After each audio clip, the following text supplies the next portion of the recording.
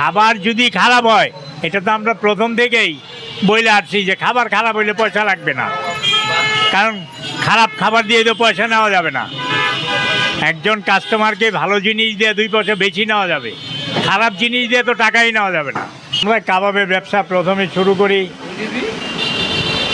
ছোটোখাটো দিয়ে, তারপরে আজকে 15 বছর হয় যে দেশে এই কাবাবের ব্যবসায়ী আজকে অনেক বড় হয়েছে, অনেক দূর দূরান্ত থেকে কাস্টমার আসে পার্সিয়ান কাবাবে। এই 16 বছরের অনেক ফেস করতে হয়েছে, অনেক কষ্টও ফেস করতে হয়েছে, অনেক লসও ফেস করতে হয়েছে, বুঝছো। তারপরে ইনশাল্লাহ আজকে এক পর্যায়ে দাঁড়াইছে এই পার্সিয়ান কাবাব। এখন ঢাকা সিটির ভিতরে এক নামে চিনে পার্সিয়ান কাবাব।